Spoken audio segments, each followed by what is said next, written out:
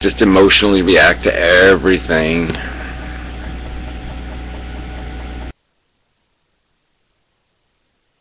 I mean, just the whole ego thing, though. I mean, who puts a cartoon in front of their videos, you know, riding a motorcycle and, you know, don't panic. You know, that's his catchphrase. Don't panic. You know, what the fuck? You gotta turn off your mic there, dummy. Dummy. Yeah. Okay, dummy, gotta turn the mic off. Come on, dummy. Come on. Dummy, don't be a dummy. Turn your mic off. Come on, turn your mic off. Turn your mic off. Turn your mic off.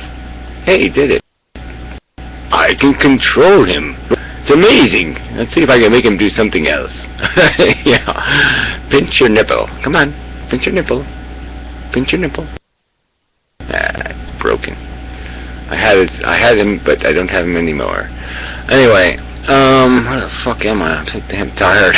Shit. I really am. I gotta really figure out something else to do with my life than do this every Saturday. Fuck. So anyway, let's see who else is in here. I can find somebody to insult, maybe. Come on, people. I don't know any of you fuckers. You want to talk to me, Gary? I don't know, Lemons. You got something to bring to the table? Something interesting besides how many trashy women you bought with 58 cents this week? Oh, I bought myself a great hooker the other day. I gave her 58 cents. Yeah, and I defiled her and all that kind of stuff there. My 58-cent woman. Why do you associate me with prostitution, Gary? I associate you with dirty, slimy, scuzzy, putrid human adventure. Really? Why might that be? Well, because that's how you talk. You have scum for brains. Just scum. It's like putrid green slime. That's all your little brain is made out of. It's just full of putrid green slime. My brain is made of slime. And this makes me do what? It doesn't make you do anything in particular except to be a slimy person, slimy character. Yeah. I'm a slimy character, huh? I'll take that into consideration coming from you. Yeah, well, I'm just saying. What did you do this week? I bet you there's plenty of little slimy behaviors this week. Well, yeah, I fucked over my neighbor, and then I put holes in that guy's tires because he ripped me off for, 98 cents on that loaf of bread I bought. And then that other guy, he fucked me on a drug deal, so I fucked him good because whatever, I wiped my ass with the money before I paid him. I really caught him good. Put poo-poo on his money. Yeah, I'm sure you. What else did you do? I'm sure you did some of that. Wow. Is that really how you think of me, Gary? Yes, it really is how I think of you. I wouldn't trust you with, like, a toenail clipper. No, sir. But why, Gary? Because of how you have spoken. You've said things to me in these verbalized conversations where I've gotten a real sense of your depraved and debaucherous nature. Okay.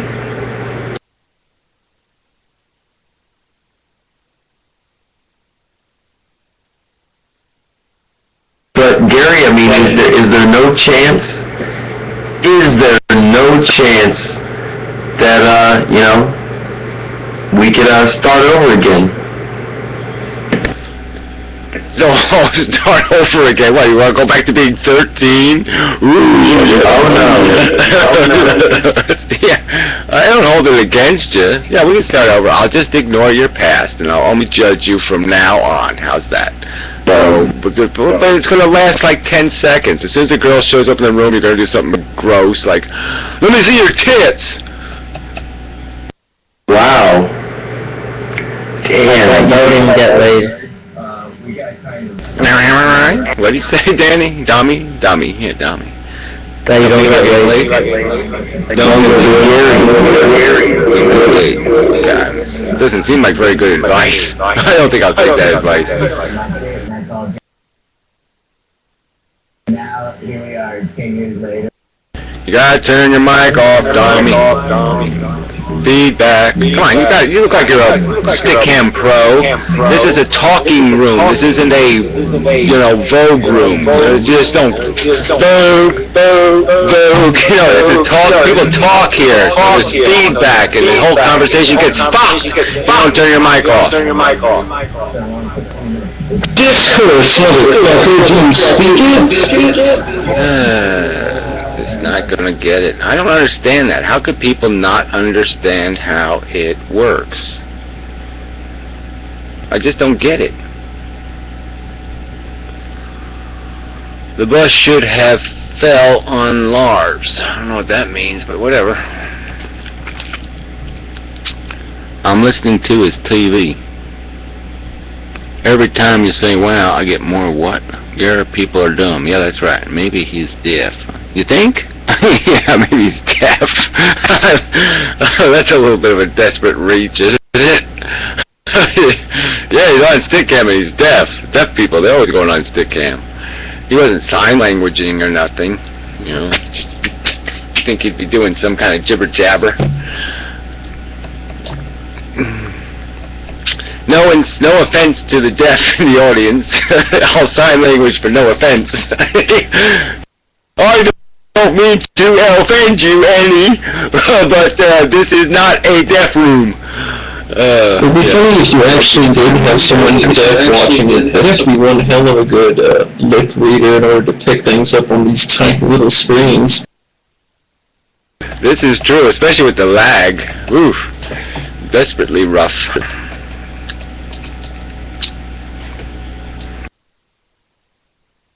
The deaf could do all the typewriting and stuff, though. That's true.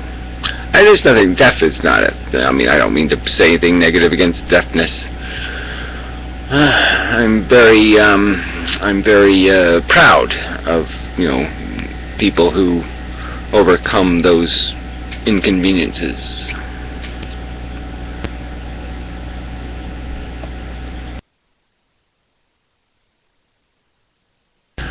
Yeah, well, the best year was 1969. It was also the worst year. It was the best of times and the worst of times. But it was one hell of a year.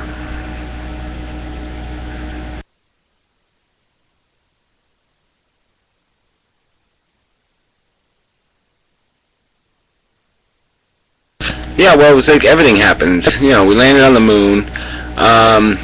My life, I went through a dramatic change in my psychology. I was kind of going schizophrenic, and I kind of broke out of that.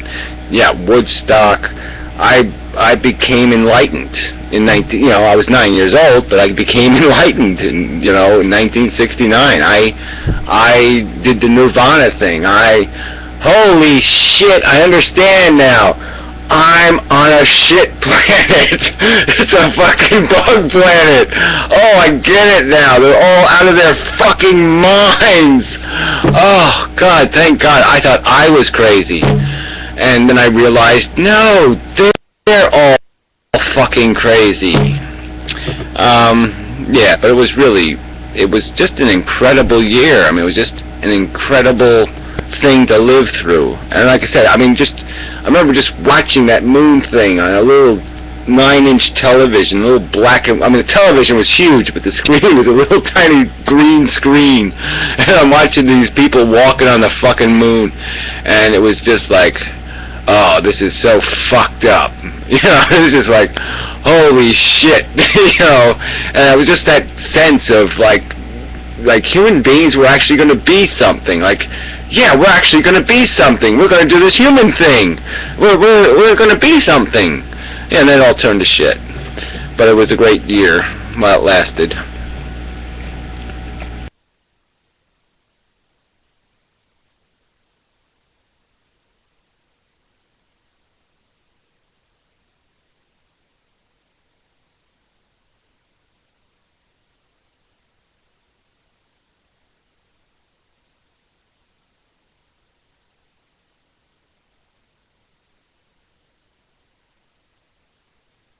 Yeah, no, fallout shelters. People really didn't talk about that shit till the 70s. You know, I mean, you know, the bomb was the bomb, but no one really, it really wasn't, you know, really it wasn't until the 70s, but you had so much more television in the 70s. I mean, the 60s, you know, television was kind of, it wasn't like it was common, and there was little of it, you know, it was like just bullshit, you know, Jack Benny and shit. But later on, you know, in the 70s, television got better, and you got to see the war, and you got to see Hiroshima, and you got to see all these documentaries and things. So it made all that stuff so much realer. I mean, you know, when you actually saw what a nuclear bomb looked like in pure, you know, Technicolor and shit, it really does make a difference. And so the 70s, it's like the world went from black and white to color, and it was like a, you know, it was a whole different movie, you know, and you know, it became much more of a threat in my head anyway, in the 70s than it was in the 60s.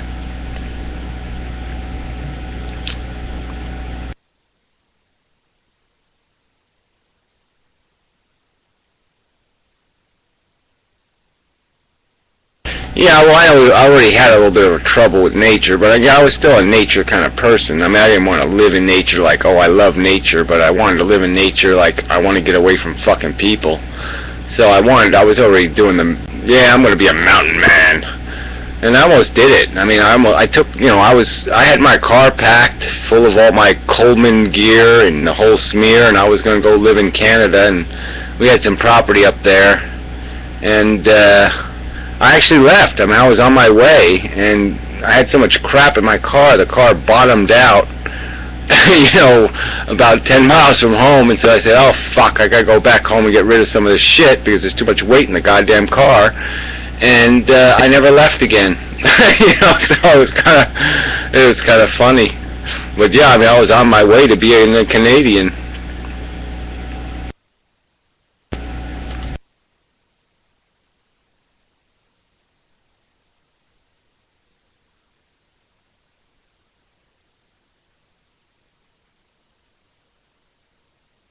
Yeah, I mean, it's just these little subtle things that decide your fate. I mean, just something so stupid like an extra 50 pounds in the car changed my destiny, you know?